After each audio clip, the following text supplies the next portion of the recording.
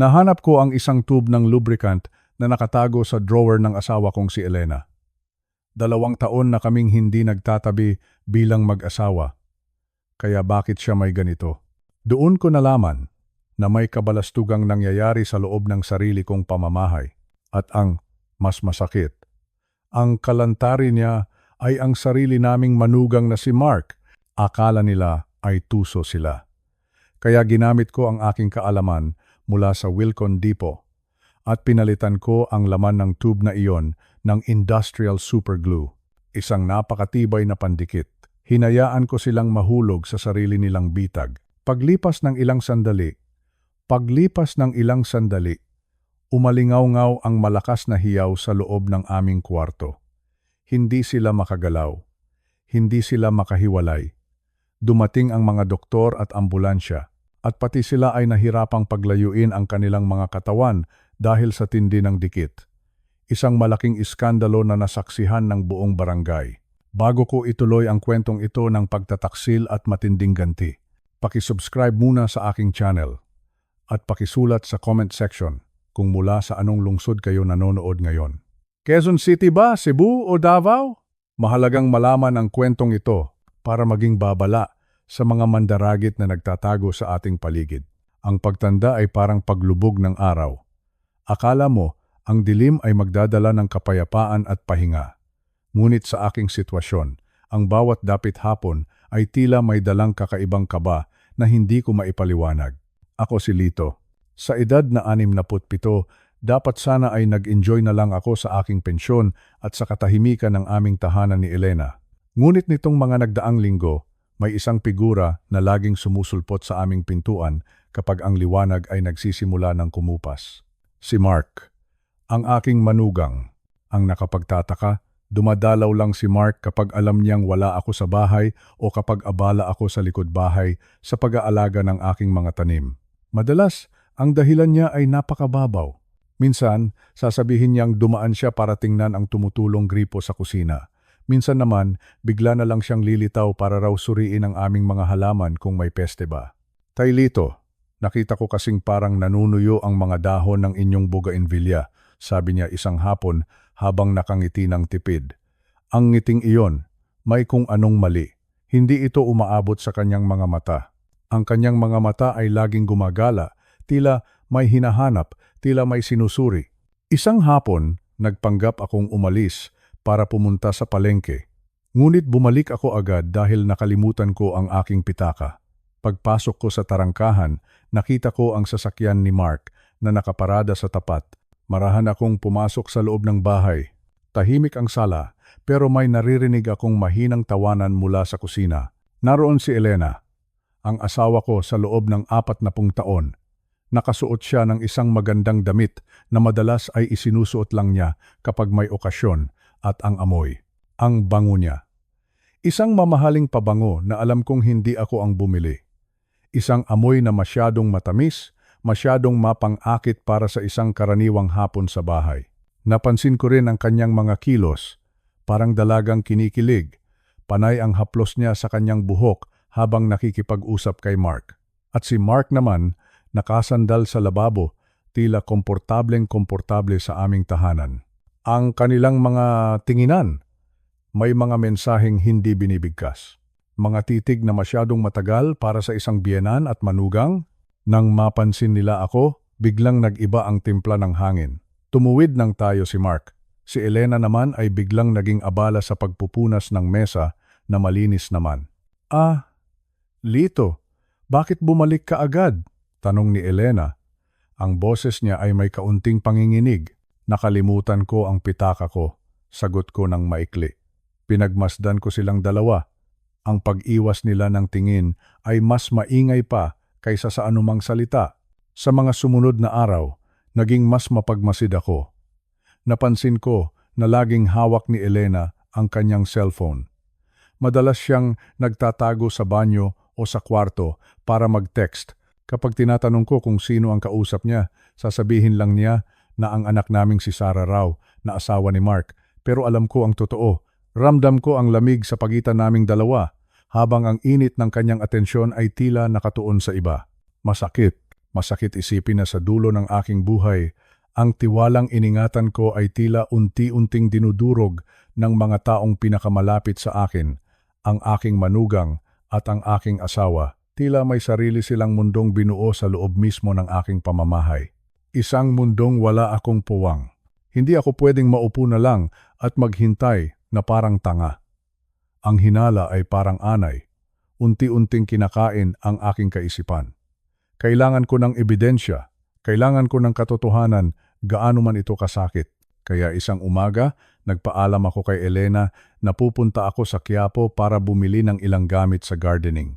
Pero ang totoo, ang destinasyon ko ay ang Raon. Ang kalsadang iyon sa Maynila na kilala sa lahat ng uri ng electronics. Ang ingay ng Raon, ang init ng sikat ng araw, at ang siksikan ng mga tao ay tila sumasalamin sa kaguluhan sa loob ng aking dibdib. Naglakad-lakad ako hanggang sa makahanap ako ng isang maliit na tindahan. Doon, bumili ako ng isang maliit na digital voice recorder. Napakaliit nito, kasing laki lang ng isang lighter, pero sapat na para itago sa ilalim ng sofa o sa likod ng plorera. Sigurado po kayo rito, Tay? Malakas ang sagap nito kahit malayo, sabi ng tindero. Tumango lang ako. Salamat, iho. Ito ang kailangan ko. Pag-uwi ko sa bahay, nahanap ko ang tamang pagkakataon. Itinago ko ang recorder sa ilalim ng maliit na lamesa sa sala, malapit sa paboritong upuan ni Elena kung saan sila madalas mag-usap ni Mark. Pagkatapos, sinabi ko sa kanila na aalis ako para dalawin ang isang kaibigan sa kabilang barangay at baka gabihin ako ng uwi. Nagpalipas ako ng oras sa isang parke. Pinapanood ko ang mga batang naglalaro, ang mga matatandang tulad ko na naglalakad-lakad. Naiinggit ako sa kanilang kapayapaan. Habang ako, nakaupo sa isang bangko, ang puso ko ay parang isang orasang debaterya na malapit ng huminto. Nang bumalik ako sa bahay ng gabi na, tulog na si Elena. Tahimik kong kinuha ang recorder. Pumasok ako sa banyo at ikinunsi ang pinto. Isinuot ko ang aking earphones. At doon, gumuho ang aking mundo. Sa simula, puro kalansing lang ng baso at mahinang musika ang naririnig ko. Pero maya-maya, narinig ko ang boses ni Mark. Kailan ba natin gagawin, Elena? Naiinip na ako. Ang tagal naman bago makuha ang insurance na yan, sabi ni Mark. Ang boses niya ay walang bahid ng paggalang, malamig at puno ng kasakiman. Sandali lang, Mark. Kailangan nating mag-ingat. Masyadong mapagmasid si Lito nitong mga huling araw, sagot ni Elena. Ang boses ng asawa ko, ang boses na minahal ko, ay tila boses na ng isang estranghero. Madali lang yan, sabi ni Mark na may kasamang tawa na nakakangilabot. Yung gamot niya sa high blood. Palitan lang natin ang mga kapsula. Lalagyan natin ng ibang dosis o ibang gamot na magpapahina sa puso niya. Lalabas na inatake lang siya dahil sa katandaan. Walang makakahalata. Nanigas ang buong katawan ko. Ang mga kamay ko ay nanginginig sa galit at takot. Pinaplano nilang patayin ako. 15 milyong pesos, Elena, pagpapatuloy ni Mark. Isipin mo, sa halagang 15 milyon pesos, makakaalis na tayo rito. Pwede tayong magsimulang muli sa Australia. O kung gusto mo, kumuha tayo ng malaking property sa Tagaytay. Malayo sa lahat. Malayo sa anak mo. Tayong dalawa lang. Mahal kita, Mark. Gagawin ko ang lahat para magkasama tayo, bulong ni Elena. Nabitawan ko ang recorder. Ang tunog nito sa sahig ay tila isang malakas na pagsabog sa aking pandinig. 15 milyong pesos. Iyon ang halaga ng aking buhay para sa kanila. Ang pera mula sa aking life insurance na pinaghirapan ko sa loob ng maraming taon bilang isang engineer sa abroad. Inakala ko na ang perang iyon ang magsisigurado ng magandang kinabukasan ni Elena kapag wala na ako. Pero hindi ko akalain na iyon pala ang magiging dahilan ng aking kamatayan sa kamay niya. Gustong sumigaw ng puso ko. Gusto kong lumabas at harapin sila. Pero nanaig ang takot. Kung malalaman nilang alam ko na ang totoo, baka hindi na sila maghintay sa gamot. Baka tapusin na nila ako agad. Kailangan kong maging matatag. Kailangan kong mag-isip. Hindi lang ito usapin ng pagtataksil. Ito ay usapin ng buhay at kamatayan. Magandang oras sa inyong lahat, mga kaibigan ko. Ako muli si Lito. Sa mga sandaling ito, Habang isinusulat ko ang bahaging ito ng aking buhay, bumibilis pa rin ang tibok ng aking puso, hindi dahil sa kaba, kundi dahil sa matinding galit at panlulumo. Noong nakaraang kabanata, nabanggit ko ang aking hinala kay Mark, ang lalaking pilit na kumukuha sa loob ng ating mahal na si Elena. Ngunit ang natuklasan ko sa araw na ito ay higit pa sa anumang masamang panaginip. Alam nyo, kaming mga matatanda, madalas kaming ituring na mahina ang pandinig o malabo ang paningin. Pero ang hindi nila alam, sa haba ng aming itinanda, mas matalas ang aming pakiramdam.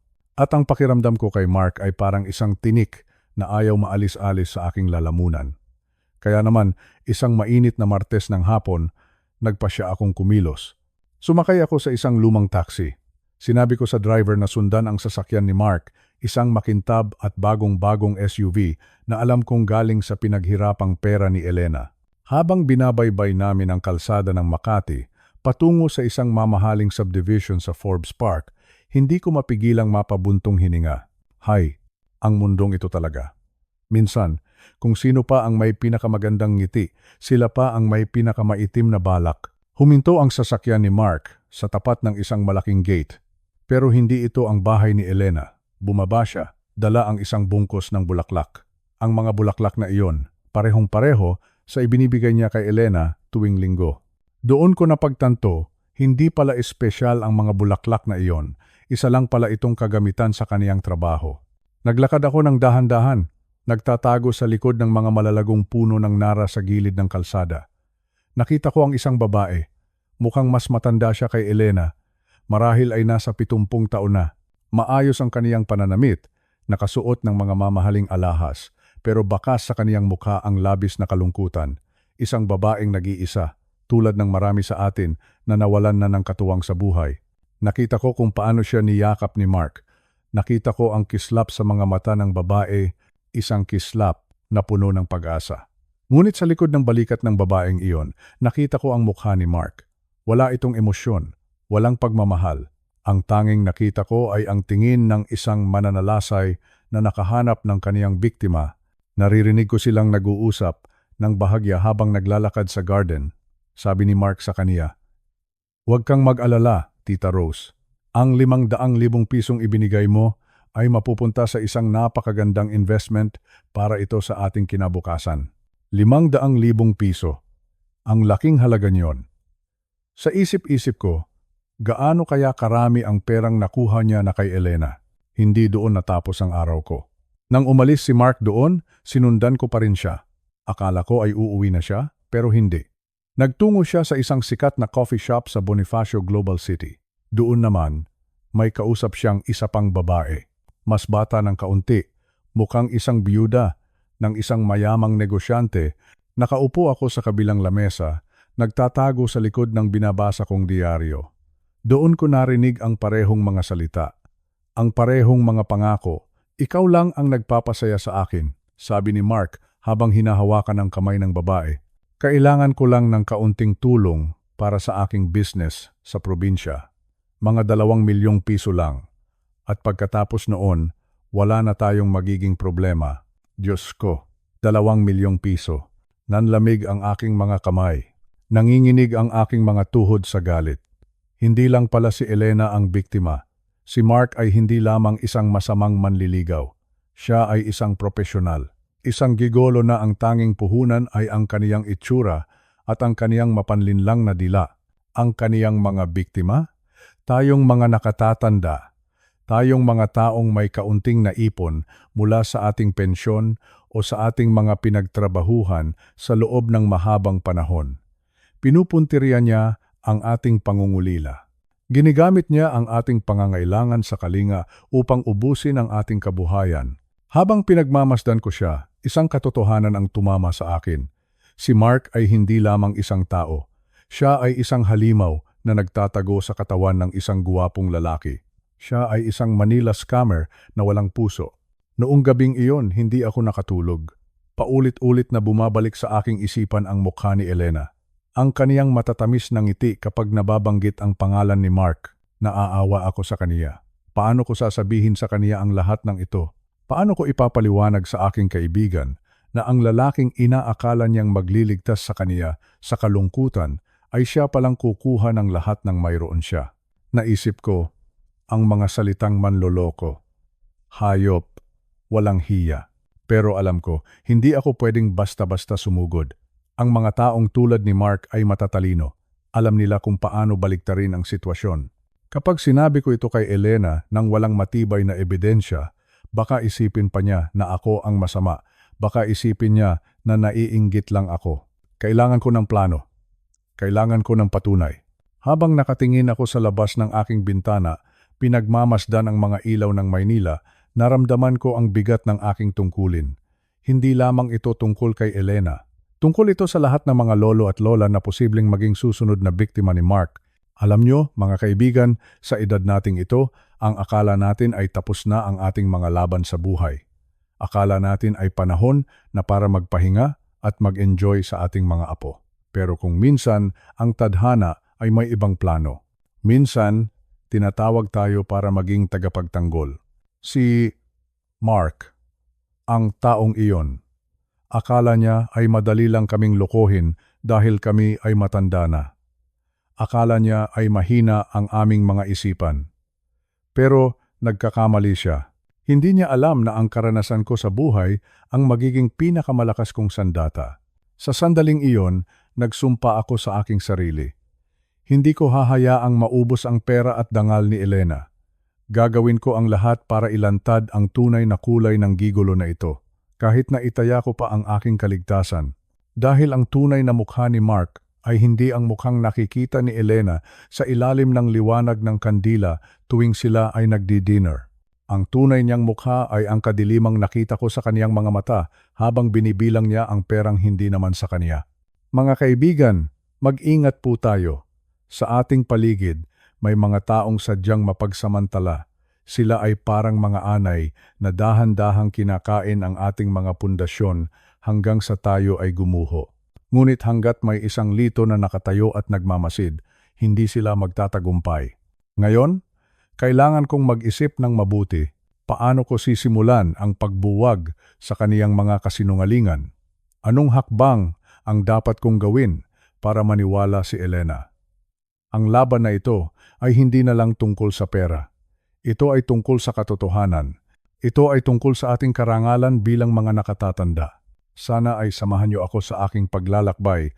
Huwag kayong bibitiw dahil sa susunod na kabanata, mas magiging matindi ang aking paghaharap sa katotohanan. Tandaan ninyo, ang katotohanan, kahit gaano pa kapait, ay mas mabuti kaysa sa isang matamis na kasinungalingan. Magpahinga na muna kayo at uminom ng inyong mga gamot. Bukas, itutuloy natin ang kwento. Dito lang sa ating munting usapan. Maraming salamat sa pakikinig. Magandang araw sa inyong lahat, mga kaibigan, mga kasing edad ko, at mga kasama sa mahabang biyahe ng buhay.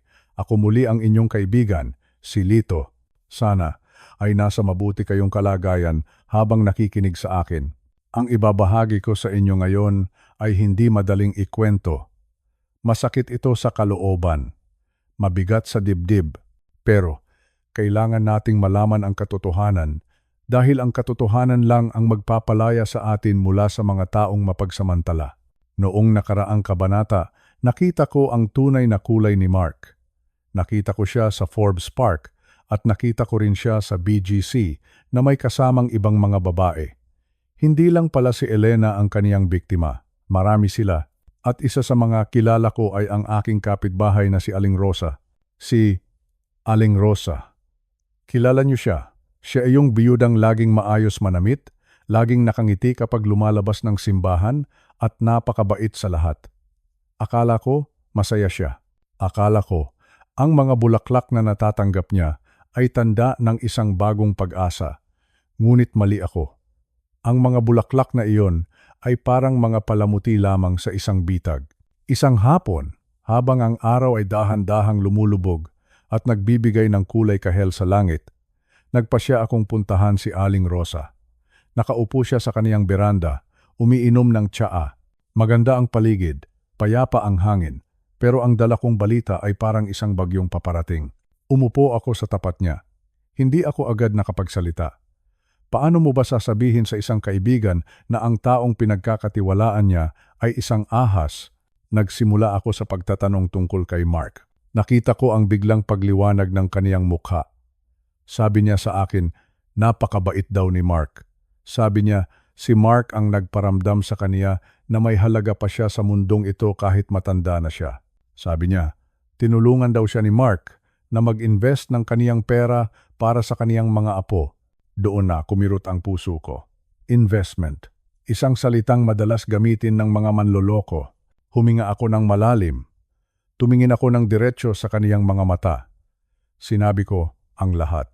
Sinabi ko sa kaniya ang nakita ko sa Makati. Sinabi ko sa kaniya na nakita ko si Mark na may kayakap na ibang babae at ang mga salitang sinasabi nito ay kaparehong-kapareho ng mga salitang sinasabi nito sa kaniya. Noong una, tumawa lang si Aling Rosa. Sabi niya, baka nagkakamali lang daw ako. Baka kamag-anak lang daw iyon ni Mark. Pero nang ilabas ko ang aking cellphone at ipakita sa kaniya ang mga litratong kinuha ko ng palihim, doon na nagbago ang lahat. Nanahimik ang paligid. Ang tanging narinig ko na lang ay ang pagbagsak ng kaniyang kutsara sa platito. Clink. Isang tunog na puno ng sakit. Tinanong ko siya, Rosa, magkano na ang naibigay mo sa kaniya? Yumuko siya. Nanginginig ang kaniyang mga kamay. Sa mahinang boses, na parang isang batang nawawala, sinabi niya ang halaga, 800,000 piso, 800,000, halos 1,000,000. Hindi ko mapigilang mapamura sa aking isipan. 800,000 piso, iyon ang perang pinaghirapan niya at ng kaniyang yumaong asawa sa loob ng ilang dekada. Iyon ang perang pambili sana ng gamot, pampaayos ng bahay, at pamana sa mga apo. Lahat iyon, nakuha ng isang lalaking ang tanging ginawa ay magpakita ng huwad na pagmamahal.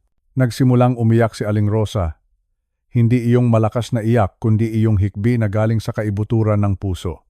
Sabi niya sa akin, Lito, bakit? Akala ko totoo siya. Akala ko hindi na ako mag-iisa. Doon ko naramdaman ang matinding galit.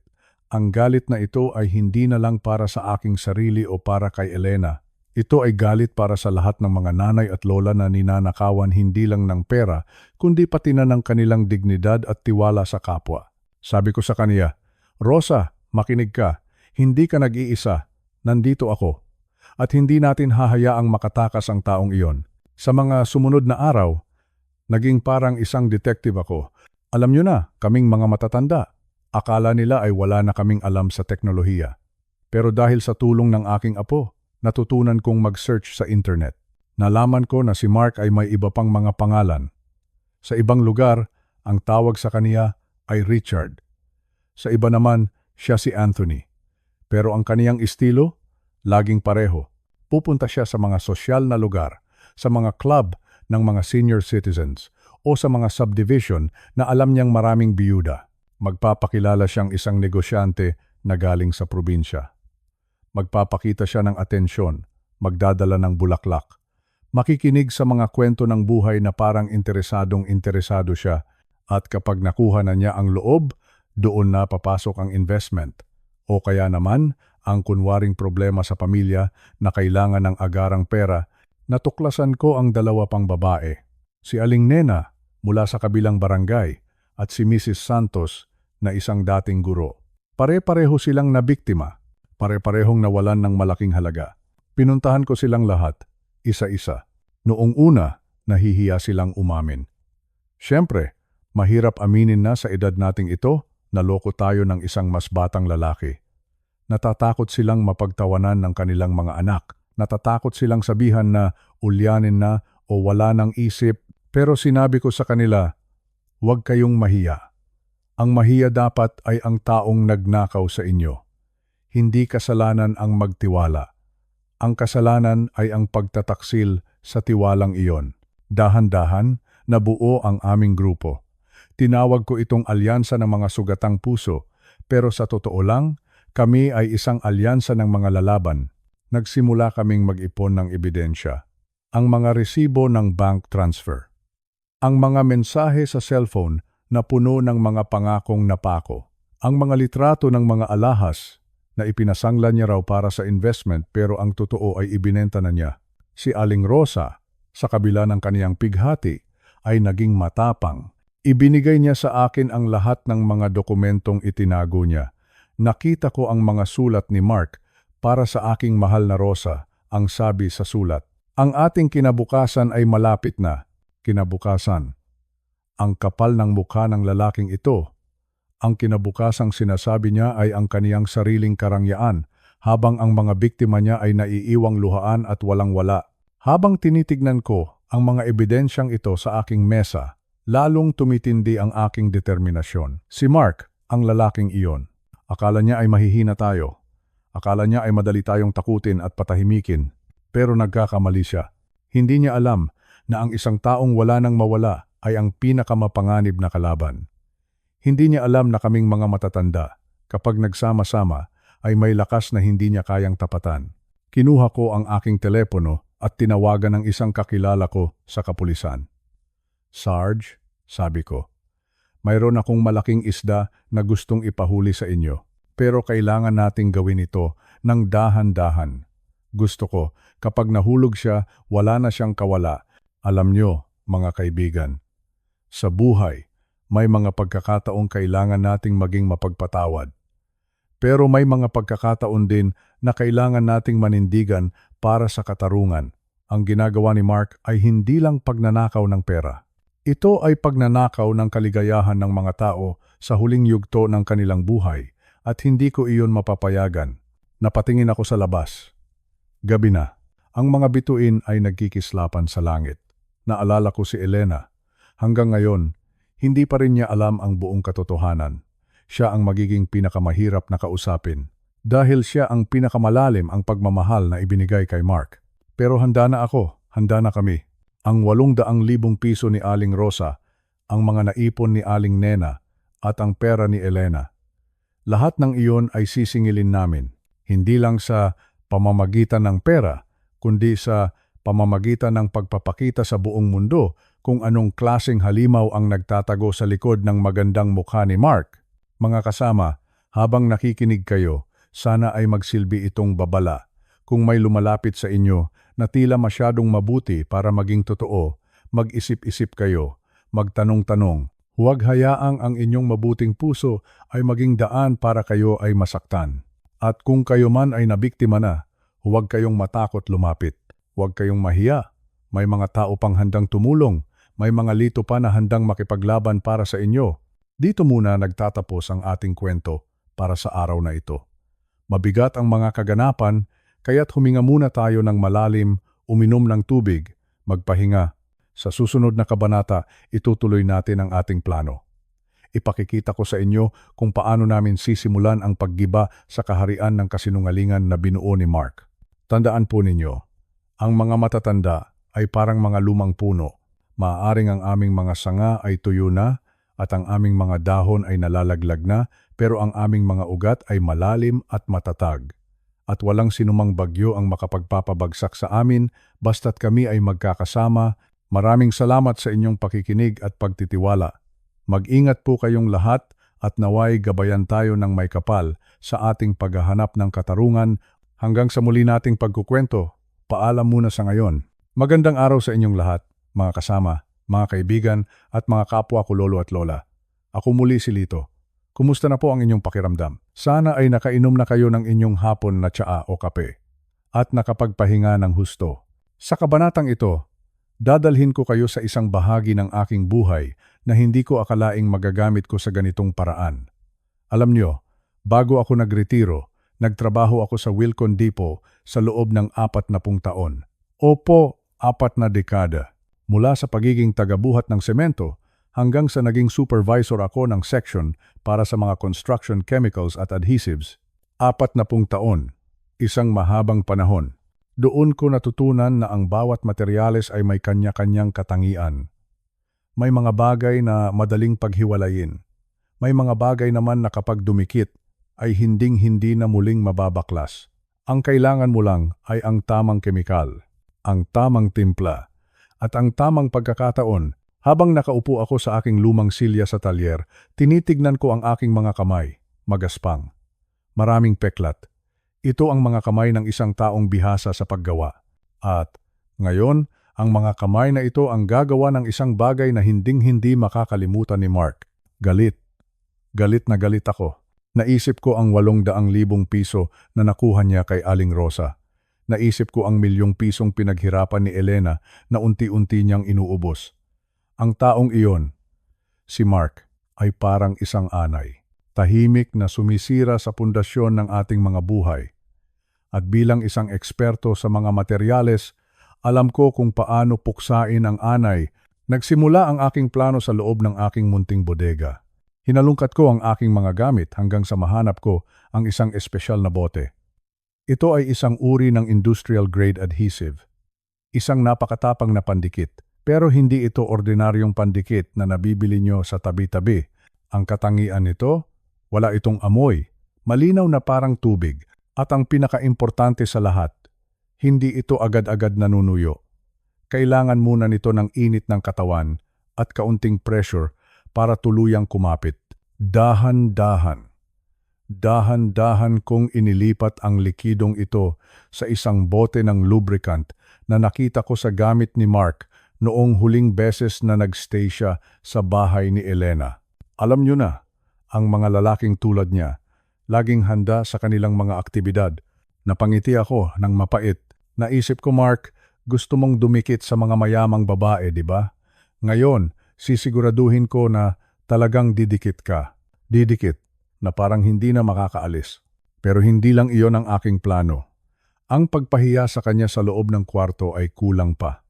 Ang mga taong mapagsamantala ay kailangang ilantad sa harap ng maraming tao. Kailangan nilang maranasan ang hiya na ibinigay nila sa kanilang mga biktima. Kaya naman, ginamit ko rin ang aking kaalaman sa electrical systems. Kumuha ako ng ilang lumang smoke detector at isang maliit na Bluetooth speaker. Doon sa bahay ni Elena, na alam kong pupuntahan nila sa Sabado ng gabi, palihim akong pumasok habang sila ay nasa labas pa para mag-dinner. Alam ko kung nasaan ang mga susi. Alam ko ang bawat sulok ng bahay na iyon dahil ako ang tumulong kay Elena noong ipinarenovate niya ito. Inilagay ko ang Bluetooth speaker sa ilalim ng kama. Itinago ko naman ang smoke detector sa loob ng aircon vent. Ang plano ko ay simple lang, pero malupit. Kapag naramdaman ko na ang tamang sandali, kapag ang pandikit ay nagsimula ng gumana, doon ko patutunugin ang alarm. Isang peking fire alarm na sadyang napakalakas. At kasunod noon, ang Bluetooth speaker ay maglalabas ng mga boses. Anong mga boses? Ang mga boses ng kaniyang mga biktima. Na-record ko ang kwento ni Aling Rosa. Na-record ko ang pag-iyak ni Aling Nena. Ang mga boses na ito ay magsasabi ng katotohanan. Habang si Mark ay nakabaon sa kaniyang sariling kahihiyan, ang buong subdivision ay makakarinig sa kaniyang mga kasalanan. Tinawagan ko ang ating alyansa. Sinabi ko kay Aling Rosa na maghanda. Sinabi ko sa kanila na magtipon-tipon sa tapat ng bahay ni Elena sa oras na marinig nila ang alarm. Sabi ko sa kanila, huwag kayong matakot. Ito na ang araw ng ating paniningil. Paniningil, isang salitang kay sarap pakinggan kapag ikaw ay nasa panig ng katuwiran. Habang inihahanda ko ang huling bahagi ng aking gamit, naalala ko ang payo ng aking tatay noong bata pa ako. Sabi niya, Lito, ang tunay na lalaki ay hindi nananakit ng walang dahilan, pero ang tunay na kaibigan ay hindi tumatalikod kapag ang kaniyang mahal sa buhay ay inaapi. Hindi ako masamang tao. Sa totoo lang, habang ginagawa ko ito, nanginginig din ang aking mga kamay. Natatakot ako para kay Elena. Paano kung magalit siya sa akin? Paano kung hindi niya kayanin ang kahihiyang ito? Pero mas natatakot ako kung hahayaan ko lang si Mark na ituloy ang kaniyang masamang balak. Ang pag-ibig ni Elena ay bulag at kailangang may gumawa ng paraan para imulat ang kaniyang mga mata kahit na masakit, kahit na nakakahiya. Kinuha ko ang bote ng binagong lubricant. Tinitigan ko itong mabuti. Sa tingin ng iba, ito ay isang simpleng bote lang. Pero para sa akin, ito ay isang sandatang katarungan. 800,000 piso. Inulit ko ang halagang iyon sa aking isipan. Iyon ang presyo ng tiwalang sinira ni Mark sa Sabado. Sa Sabado ng gabi, matatapos na ang paghahari ng manlolokong ito. Alam niyo mga kaibigan, sa edad nating ito, Madalas tayong sabihan na maging mapagpasensya na lang. Hayaan na lang daw ang Diyos ang magparusa. Naniniwala naman ako sa Diyos. Pero naniniwala rin ako na kung minsan, ginagamit niya ang ating mga kamay para ituwid ang mali at ang aking mga kamay na hinuog ng 40 taon sa Wilcon Depot ay handa na. Inisip ko ang bawat detalye. Ang oras ng pag-uwi nila. Ang tagal bago kumapit ang pandikit. Ang volume ng speaker para marinig hanggang sa labas ng kalsada. Lahat ay kalkulado. Lahat ay pinag-isipan. Ito ang sining ng isang bihasang trabahador, walang labis, walang kulang. Pagkatapos ng lahat ng paghahanda, naupo muli ako sa aking beranda. Tumingin ako sa langit. Madilim na, pero ang mga bituin ay maliwanag. Parang mga saksi sa aking gagawin. Huminga ako ng malalim. Para sa iyo ito, Elena, bulong ko sa hangin. Para sa iyo ito, Rosa. At para sa lahat ng mga pusong sinugatan ng kasinungalingan. Mga kaibigan, huwag po kayong bibitiw. Ang susunod na kabanata ay ang gabi ng paghuhukom. Mararamdaman niyo ang kaba, ang takot, pero higit sa lahat, ang tagumpay ng katotohanan. Sana ay hindi kayo nababagot sa aking kwento. Mahalaga sa akin na malaman ninyo na kahit tayo ay matanda na, may silbi pa rin tayo. Hindi tayo basta-basta pwedeng tapakan. Mayroon tayong talino, mayroon tayong karanasan, at mayroon tayong malasakit sa isa't isa. Magpahinga na po kayo ng mabuti ngayong gabi. Siguraduhing nakalak ang inyong mga pinto at bintana. Mag-ingat sa mga taong masyadong matatamis ang pananalita. Tandaan ninyo ang kwento ni Mark. Bukas ng gabi. Magaganap ang lahat. Salamat sa inyong pakikinig. Salamat sa inyong pananatili sa aking tabi. Ang inyong suporta ang nagbibigay sa akin ng lakas para ituloy ang laban na ito. Hanggang sa susunod na pagkukwento, mga kasama, pagpalain nawa tayong lahat ng may kapal. Paalam muna sa ngayon. Magandang gabi sa inyong lahat, mga mahal kong kaibigan. Narito muli ang inyong kumpare, si Lito. Kumusta ang inyong mga puso? Handa na ba kayong pakinggan ang katapusan ng isang masamang balak? Sana ay nakaupo kayo ng maayos at may hawak na mainit na inumin dahil ang kwentong ito ay magpapabilis ng inyong tibok ng puso. Ngayong gabi, itutuloy natin ang kwento ng pagtutuos. Ang gabi kung saan ang hustisya ay hindi lang dumarating kundi sumasabog sa harap ng lahat. Sabado ng gabi. Isang tipikal na gabi sa ating subdivision dito sa Laguna. Napakatahimik ng paligid. Ang tanging naririnig mo lang ay ang huni ng mga kuliglig at ang malayo na tahol ng mga aso. Pero sa loob ng aking dibdib, may isang tambol na tila ayaw tumigil sa pagtibok. Duk, duk, duk. Ito na ang araw na itinakda ko. Ang araw na tinawag kong gabi ng paghuhukom. Maaga akong naghanda. Nagsuot ako ng aking formal na barong na tila ba pupunta ako sa isang mahalagang pagtitipon. Nagpaalam ako kay Elena. Sabi ko sa kanya, Elena, kailangan kong pumunta sa isang reunion ng mga dati kong kasamahan sa Wilcon Depot. Baka gabihin ako ng uwi, wag mo na akong hintayin. Nakita ko ang kislap sa mga mata ni Elena. Isang kislap na puno ng katuwaan dahil alam niyang wala ang kaniyang mahigpit na kaibigan sa gabi na iyon. Sabi niya sa akin, sige, Lito, mag-ingat ka. Minsan lang iyan. Magsaya ka kasama ang mga kaibigan mo. Ngumiti ako ng tipid. Kung alam mo lang, Elena, kung alam mo lang na ang kasiyahang tinutukoy mo ay ang simula ng iyong kaligtasan at ang katapusan ng kaniyang panloloko, lumabas ako ng bahay at sumakay sa aking lumang kotse. Pinaandar ko ito palayo hanggang sa mawala ako sa paningin ni Elena. Pero hindi ako lumayo. Itinigil ko ang sasakyan sa kabilang kanto sa likod ng isang malaking puno ng mangga. Doon, naghintay ako. Nagmamasid. Hindi nagtagal, dumating ang sasakyan ni Mark. Ang makintab na SUV na binili gamit ang perang ninakaw sa ating mga kababaihan. Pumarada siya sa tapat ng bahay ni Elena. Bumaba siya na parang isang hari. May dalang alak. May suot na mamahaling pabango na naamoy ko kahit malayo ako. Pumasok siya sa loob. Nakita ko ang pagpatay ng mga ilaw sa sala. Ang tanging naiwang bukas ay ang madilim na dilaw na ilaw sa kwarto ni Elena sa itaas. Doon na nagsimula ang aking pagkilos. Dahan-dahan, bumalik ako sa bahay ni Elena. Ginamit ko ang aking duplicate na susi sa gate. Pumasok ako sa likod na pinto. Ang pintong ako mismo ang nag-ayos ng lock noong nakaraang buwan. Walang tunog, walang kaluskos. Salamat sa 40 taon ko sa construction, alam ko kung paano gumalaw ng tahimik sa loob ng isang bahay. Umakyat ako sa mezzanine, malapit sa kwarto ni Elena. Naririnig ko ang kanilang mga tawanan. Naririnig ko ang boses ni Mark na puno ng kasinungalingan. Sabi niya, Elena, pagkatapos nito, magbabakasyon tayo sa Boracay. Tayong dalawa lang, wala nang iistorbo sa atin. Napahawak ako ng mahigpit sa aking dalang remote control. Boracay? Sabi ko sa aking isipan. Ang pupuntahan mo, Mark, ay isang lugar na walang beach pero maraming rehas. Naghintay ako ng ilang minuto. Alam ko ang kanilang routine. Alam ko na darating ang sandali na kukunin ni Mark ang bote ng lubricant sa tabi ng kama. Ang bote na palihim kong pinalitan ng industrial grade adhesive na kinuha ko sa aking bodega, isang espesyal na pandikit. Walang amoy, mukhang gel. Pero kapag nadikit sa balat at naramdaman ang init ng katawan, nagiging kasing tigas ito ng semento. Semento. Isang bagay na hindi basta-basta matatanggal ng walang kemikal o operasyon.